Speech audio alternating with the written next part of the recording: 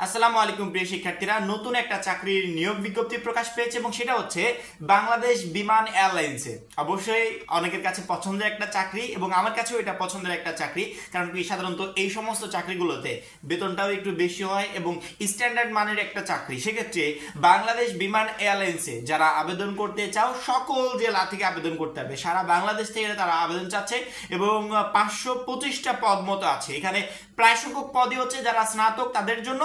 তবে যেহেতু আমরা এসএসসি এইচএসসি নিয়ে কাজ করছি, অর্থাৎ আমরা স্নাতক পর্যন্ত এখনই যাচ্ছি না, আমাদের চ্যানেলের প্রায় স্টুডেন্টই এসএসসি এইচএসসি পর্যায়ে। সেক্ষেত্রে বাংলাদেশ বিমান এয়ারলাইন্সে চাকরি করতে হলে অবশ্যই এখানে এডুকেশনাল কোয়ালিফিকেশনটা একটু ভালো মানের থাকতে হবে। যাদের এডুকেশনাল কোয়ালিফিকেশন গুলো ভালো তারা একমাত্র আবেদনটা করতে পারবে। তো এখানেই বেশি কথা না বলে সরাসরি বিজ্ঞপ্তিতে গিয়ে সেখানে আমরা পুরো বিষয়টা দেখিয়ে দিই যে কারা আবেদন করতে হবে, কি কি পদ আছে, total A to Z information, কবে থেকে আবেদন শুরু হচ্ছে চলো একটু দেখিয়ে দিই। বিমান বাংলাদেশ এয়ারলাইন্স লিমিটেডে নিম্ন উল্লেখিত পদসমূহে জনবল নিয়োগের লক্ষ্যে যোগ্য বাংলাদেশী নাগরিকদের নিকট হতে দরখাস্ত আহ্বান করা যাচ্ছে। আমি প্রথমেই বলি, এখানে এসএসসি 500 পদ আছে, এইচএসসি 500 পদ আছে এবং শুধুমাত্র এই দুইটা পদ না, আরও হিউজ পরিমাণে পদসংখ্যা আছে, প্রায় 525টি। তবে আমি এর আগে আরেকটা পেজ আছে, ওই পেজটা আমি দেখাবো না, কারণ কি ওইখানে প্রায়গুলো পদেই স্নাতক চেয়েছে, অর্থাৎ যারা অনার্সটা কমপ্লিট করেছে তারা একমাত্র আবেদন করতে পারবে। যেহেতু বাংলাদেশ বিমান এয়ারলাইন্স এটা কিন্তু বড় সড়ো রকমের একটা চাকরি, এই চাকরিতে সবাই সুযোগ পায় না, শুধুমাত্র মেধাবী শিক্ষার্থীরা এই চাকরিগুলোতে সুযোগ পায় এবং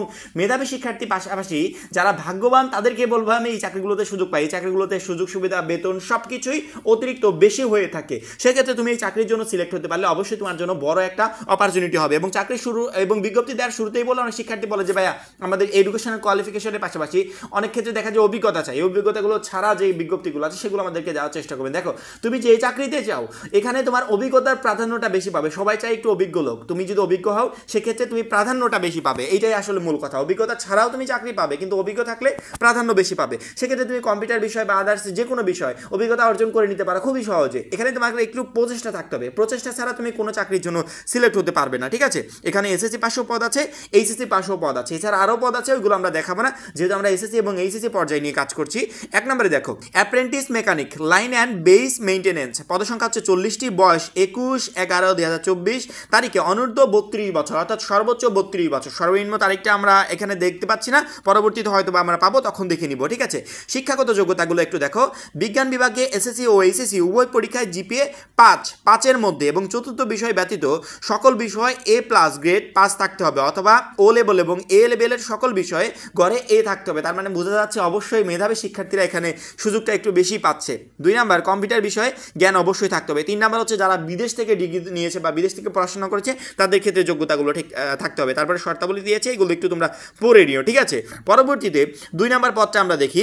2 নাম্বার পদ এয়ারক্রাফট মেকানিক শপ, বেতন স্কেল 12,500 থেকে 30,230 টাকা, হিউজ বেতন। বেতন বিভাগ 3 টেক, পদসংখ্যা 15টি, বয়স 21/11/2024 তারিখে অনূর্ধ্ব 32 বছর, অর্থাৎ সর্বোচ্চ 32 বছর পর্যন্ত বয়সের যারা আছে তারা আবেদন করতে পারবে। এখানে শিক্ষাগত যোগ্যতা diploma in aircraft maintenance group. 1 number বিজ্ঞান বিভাগে এসএসসি পরীক্ষায় ন্যূনতম জিপিএ 5 মধ্যে থাকতে হবে, ঠিক আছে? জিপিএ 3.5 থাকতে হবে 5 মধ্যে, ঠিক আছে? অথবা ও লেভেলের সকল বিষয় গড়ে ডি থাকতে হবে।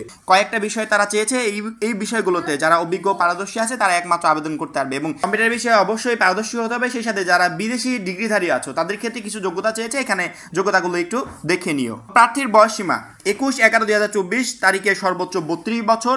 এসএসসি পাশের সনদপত্রের ভিত্তিতে বয়স নির্ধারিত হবে। বয়স গ্রহণের ক্ষেত্রে এফিডেভিট গ্রহণযোগ্য নয়।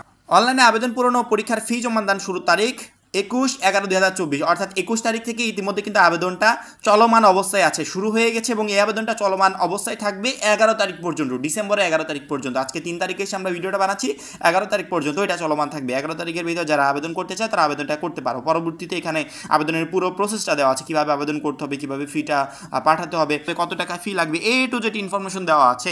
নিজে আবেদন না করার চেষ্টা করবে, কারণ কি নিজে আবেদন করলে এই সমস্ত জায়গাতে ভুল ত্রুটি হলে পরবর্তীতে টাকা নষ্ট করেও আসলে কাজ হয় না, আবেদনটা বাতিল হয়ে যায় এবং সর্বনিম্ন আসলে কত বছর লাগবে আবেদন করতে হলে এই বিষয়টা তারা উল্লেখ করে নাই। তবে পদ অনুযায়ী ওই যে বললো না সার্টিফিকেট অনুযায়ী বয়সগুলো ধরা হবে, যারা এসএসসি পাশের লেভেলগুলোতে আবেদন করবে তাদের এসএসসি অনুযায়ী ধরা হবে, যারা এইচএসসি পাশে করবে তাদের এইচএসসি অনুযায়ী ধরা হবে। অর্থাৎ আবেদনের সময় তোমরা বয়সের উল্লেখ এখানে পাবে। সবাই চেষ্টা করবে কম্পিউটার দোকান থেকে আবেদন করার, কারণ তারা অভিজ্ঞ, প্রতি বছর এই আবেদনগুলো করে থাকে, তাদের ক্ষেত্রে কোনো ধরনের কোনো ভুল ত্রুটি হবে না। আমি চাচ্ছি তোমাদের টাকাগুলো যেন নষ্ট না হয়, যারা আবেদন করবে সুন্দর করে আবেদনটা করার চেষ্টা করবে। আপাতত এই পর্যন্ত। এই বিষয়ে পরবর্তী আপডেট পেলে অবশ্যই ভিডিওর মাধ্যমে তাদেরকে জানিয়ে দেওয়া হবে। যারা এখনো চ্যানেলটা সাবস্ক্রাইব করে নেই সাবস্ক্রাইব করে রাখো এবং পরবর্তী ভিডিওর জন্য অপেক্ষা করো। সবাই ভালো থাকো, সুস্থ থাকো, আল্লাহ হাফিজ।